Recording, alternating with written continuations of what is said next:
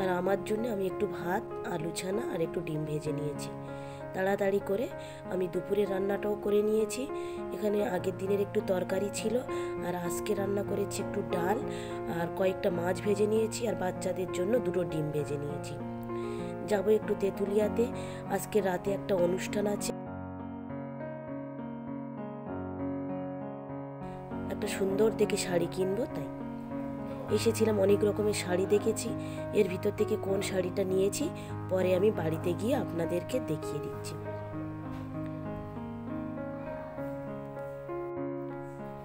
বাজার থেকে এই শাড়িটা নিয়ে এসেছি, আর একটু সাজগোজ করার জন্যে যে জিনিসগুলো বাড়ি ছিল না সেই জিনিসগুলোই আমি নিয়ে এসেছি। একটা বড় দেখে টিপের পাতা নিয়েছি, একটা হাতের বালা নিয়েছি সাদা মতো, এর সঙ্গে সোনার গহনা পরব। বালাগুলো খুব সুন্দর লাগছিল, আমার পছন্দ হয়েছিল, তাই আমি নিয়ে নিয়েছি।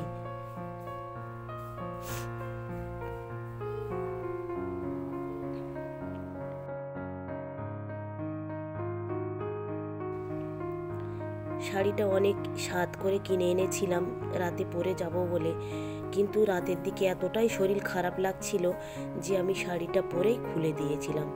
শেষ পর্যন্ত আমি শাড়িটা পরে যেতেই পারিনি, শুধুমাত্র একটা বরকা পরেই আর একটা ওড়না পরেই চলে গিয়েছিলাম, কোনো নতুন জিনিস পরতে পারিনি। পুরো শাড়িটা এরকম পুরো কাজে ভর্তি। আঁচলটা হচ্ছে কি একটু মাছের গায়ের আঁশের মতো ডিজাইন, আবার মুখের দিকে হচ্ছে কি আনারসের মতোই দেখতে। পুরো শাড়িটাই এরকম কাজে ভর্তি। এতে ব্লাউজ পিস আছে, কোন দিকে আছে ঠিক আমি বুঝতে পারছি না। পরে যখন খুলেছিলাম দেখেছিলাম কোমরের দিকেই আছে, তাই এখন আর আপনাদেরকে দেখাতে পারলাম না। ব্লাউজ পিসটা যখন তৈরি করব, আবার যখন আমি এটা পরবো, সেই সময় আপনাদের সঙ্গে এটা শেয়ার করব। রাতে অনুষ্ঠানে আমি যে কোনো একটা নর্মাল জামা কাপড় পরেই চলে গিয়েছিলাম। সকাল থেকে আরও এত অসুস্থ হয়ে গিয়েছি, যার কোনো কাজ আমি করতে পারছিলাম না। পরের দিন সকালবেলা একটু খাওয়া দাওয়ার পরে আমাকে খানিকটা ডালিম ছাড়িয়ে দিয়েছিল, সেগুলো খাচ্ছিলাম।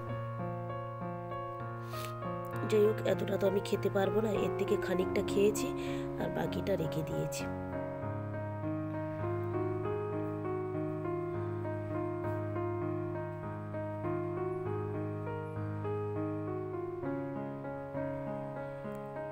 বিকেলের দিকে বাজার থেকে যে জিনিসগুলো এনেছিল রান্নার জিনিসপত্র, সেগুলো তুলে নিয়েছিলাম, কিন্তু এই ফলগুলো আর তোলা হয়নি।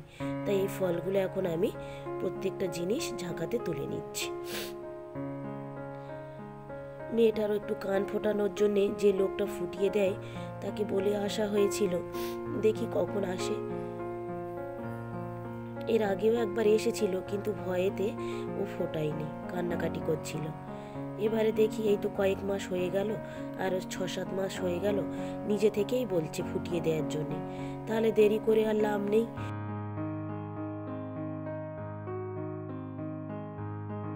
যেহেতু নিজে থেকে বলছে, তাই আমরাও তাড়াতাড়ি করে ফোটানোর ব্যবস্থা করেছি। ফলগুলোকে সব আমি তুলে নিয়েছি, এবারে দেখি কখন আসে, একটু অপেক্ষায় আছি কি হবে না হবে। ভিডিওটা তাহলে এখানেই শেষ করছি।